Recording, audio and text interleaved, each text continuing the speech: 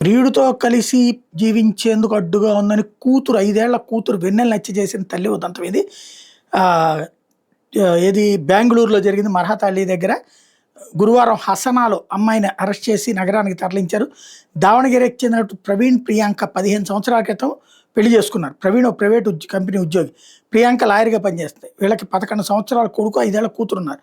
కాడుగోడిలో ఉంటున్న సమయంలో తనతో కలిసి స్కూల్‌లో చదువుతున్న మోహన్ ఆమెను మళ్ళీ కలిశాడు. తాను రియల్ ఎస్టేట్ వ్యాపారిగా పనిచేస్తున్నట్టు చెప్పాడు.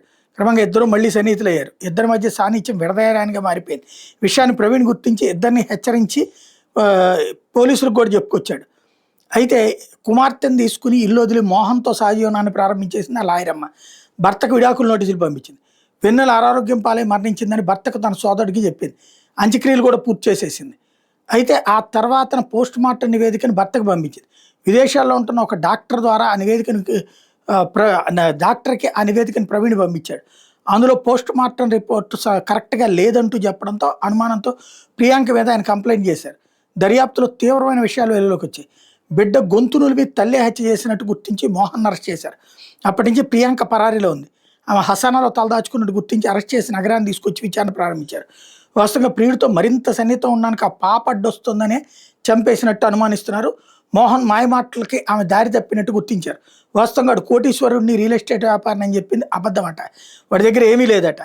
అయినా సరే ఆ విషయం అమ్మాయికి తర్వాత తెలిసిందంట. ఇక భారంగానే అతనికి సహకారం అందిస్తుంది అన్న విషయం తేలింది. ఆమె బిడ్డను పోగొట్టుకోవడం విషాదవంతమైనటువంటి పరిస్థితి. మోహన్ కోటీశ్వరుడు కాదని అద్దెళ్ల బ్రోకర్ అని తేలితే ఇప్పుడు ఈ హత్య కేసులో ఆమె అడ్డంగా దొరికిపోయి చివరికి తను కూడా జైలు పాలైంది. ఇట్లాంటి కేసులు ఈ మధ్యన పెరుగుతున్నాయి.